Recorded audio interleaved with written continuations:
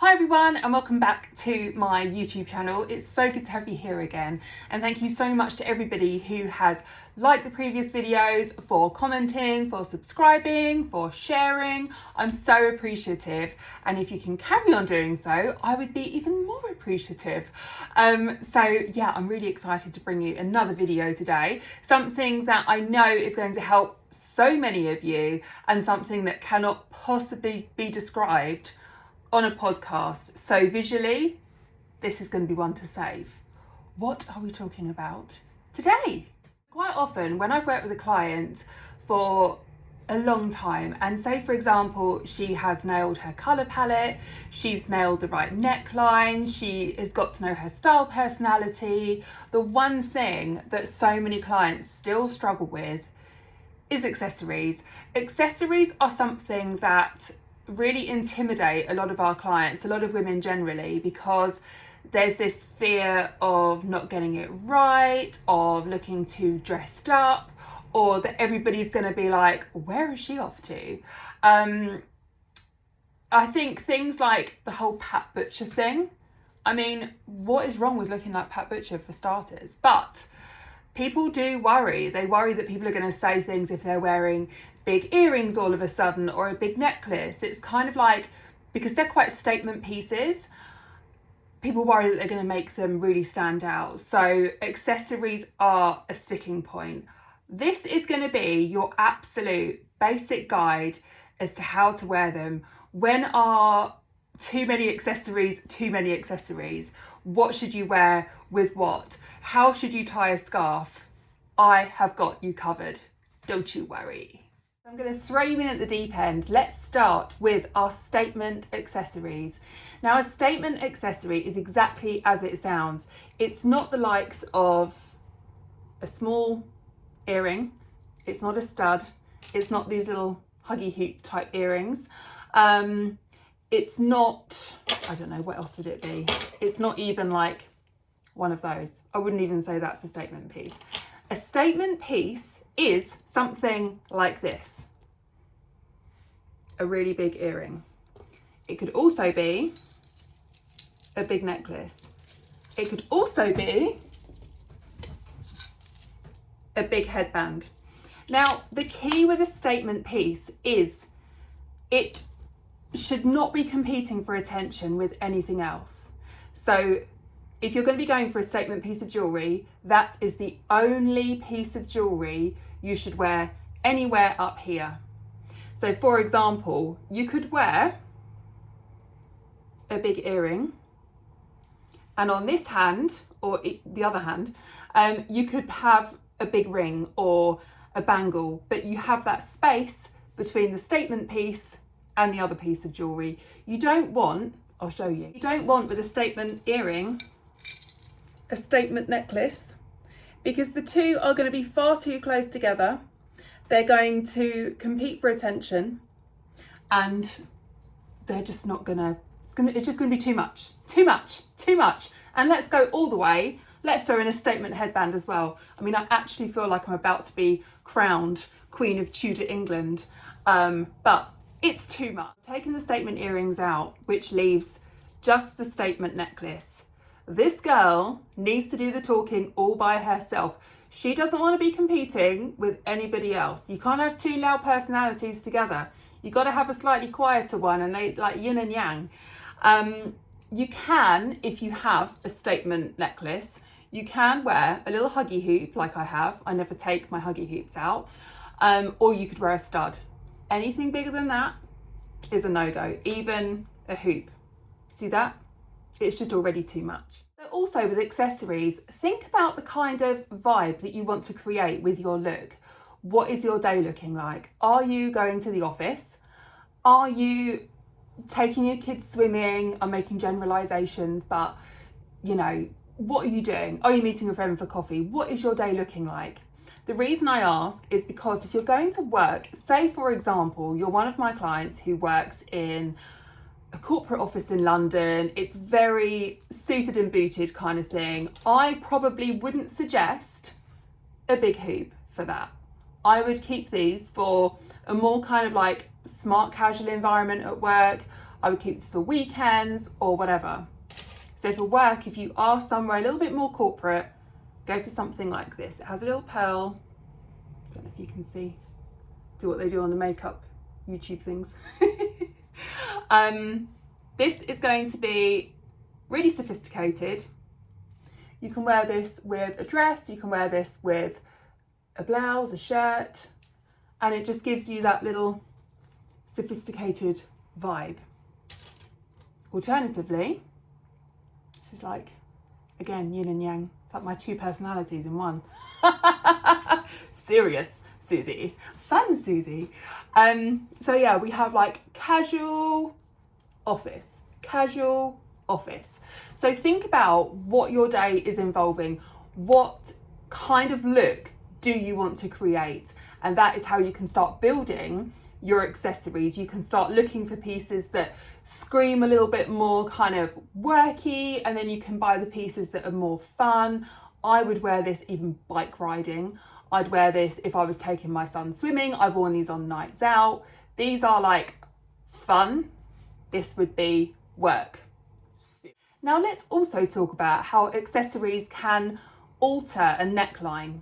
So if you have been analysed by us or by another stylist, and you have been told that you're better in a V-neck, a scoop neck, anything that is showing off more neckline. I'm a pear shape, so I tend to stick to slightly higher necklines. Now, if you have been told that a lower neckline is better for you, but you have loads of these in your wardrobe, or you just love this neckline. Some of our clients don't actually like wearing lower necklines.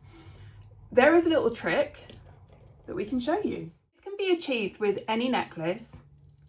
It can be achieved with something that is a lot smaller, a lot daintier, not necessarily something that is quite so statement. But what we are wanting to create is a V shape here.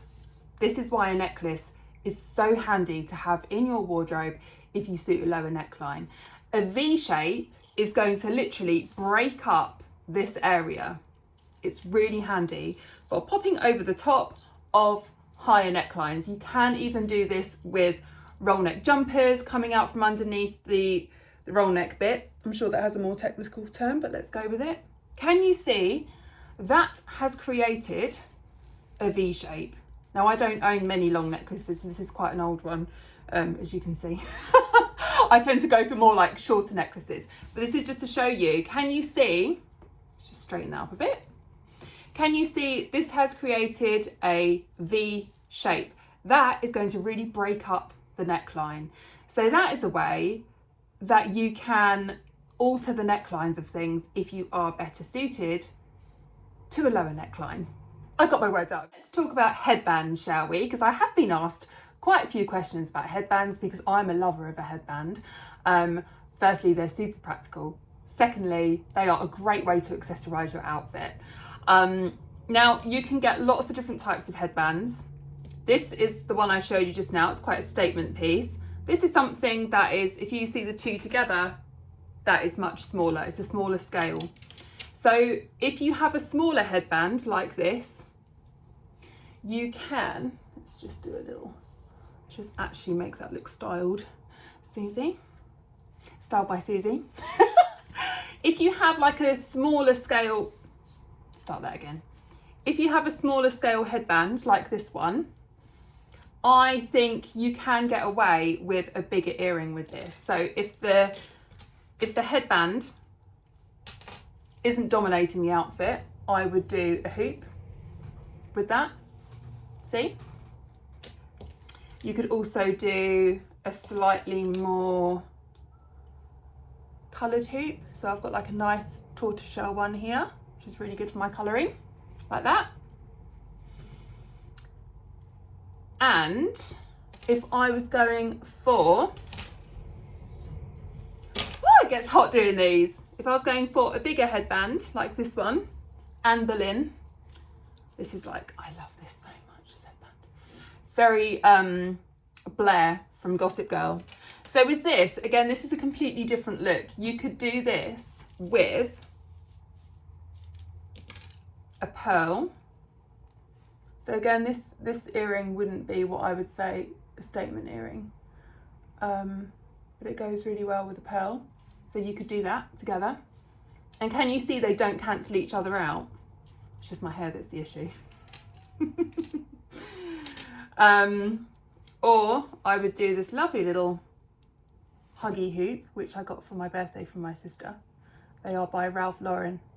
Probably one of the poshest things I own. Hold on, can't get it in. So you could just do like a smaller one like that. You don't want to be adding something big with something big. It's too much. One of the first videos, actually the first video I ever did, which was on Facebook, and it was in the days before videos were really slick. You can see that I've not come on since then. But my first ever video on Facebook was showing how to tie a scarf, because it's something that I have been asked so many times over the years. And for those of you who have seen this before, you know the drill. But for those of you that haven't, here is the best way to tie a scarf. The first thing I'm going to do, I'm going to show you how not to tie a scarf, because this is a really practical way that a lot of people tie it, but it just doesn't look particularly stylish. And also it adds a lot of bulk to here, which if you're a strawberry or an hourglass or an apple, you've got a bigger bust, you don't want to add too much going on up here. So what a lot of people do is this. And it's practical, but it's not overly inspiring. So shall I show you the correct way, boys and girls? The correct way to tie a scarf, and this is something that works for all body shapes. It's foolproof. I use this all the time myself. I can always tell a Style by Susie client when I see somebody put on a scarf like this. And if we're on a personal shop, I'm like, gold star. So you hold the scarf like this. You wrap it around the back. Can you see I've crossed those over like this? You then pull those back round like so. Pull that down a bit. And this is the beauty of the way of tying this scarf, is that you can actually alter it according to your particular body shape. So if you're a pear or a rectangle and we want to kind of add a little bit more structure up here, I would do another tie here. So that means that you've got a lot more going on up here, and then you can kind of zhuzh that out a bit, and it just adds a little bit more extra structure here. If you are an apple, a strawberry or an hourglass, I would not do that. I would keep these untied. I would pull that down a little bit so you have some neckline showing, and then you have these bits longer like that. That is going to create length, much the same way that that necklace trick did as well. And it's super easy, and I swear it stays in place no matter how windy it is. I have gone out many a windy day with this scarf trick. It stays put. Now I think a scarf is beautifully finished off with an earring, and this could be any earring of your choice. You could do something smaller, just like a really small hoop. I've just realised I've had that in the whole time. You could have it with a really small hoop, like this one that I intentionally left in and I now can't get out. Or I think personally, and I know I'm biased, but I think personally a scarf looks really good with a hoop. You don't have to go for something as big as the Susie hoops. You can go for something a bit smaller, but I just find that the two work really, really well together. The kind of proportions seem to work really nicely. So I would always finish a scarf off with an earring of your choice.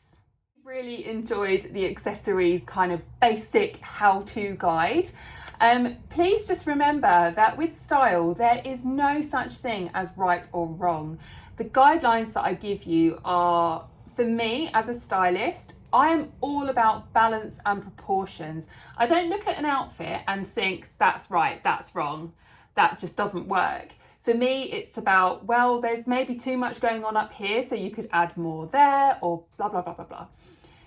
Try not to think about style as right or wrong. It's really not black and white. It's creative. It's an art. So that's the beauty of it. Personal style is personal to you. For me, I just think that pieces like the statement pieces together can look a little bit too much, but you know what? Some people, they might love that. They might love that look. But for me, I'm just all about balance and proportions. So just remember, you really can't go wrong. Go for something colourful, go for something big, go for something small. Don't feel like you have to go for big pieces because I wear big pieces. Don't feel like you have to go for dainty pieces because that's what your friend wears. Accessories are the best way to add personality to your outfit. There are so many places that you can find great accessories, from places like Lavisa. I've even got great pieces from Claire's Accessories, even though I know they're not targeted to my age group. Etsy is like the world's biggest craft market online. You can find everything and anything on there. When you're on holiday, check out the local markets, the little local boutiques. Accessories are endless and you should use them to your advantage. And hopefully this video has made things a little bit less intimidating for you to start. If you have any questions, please let me know in the comments. Anything you'd like to see in future, please let me know. And if there's any other accessories you're struggling with, let me know as well, and I can feature them on a future video. Please subscribe, please comment, please like, please share, please spread the word of SBS, and I will be eternally grateful. Have a beautiful day, everyone.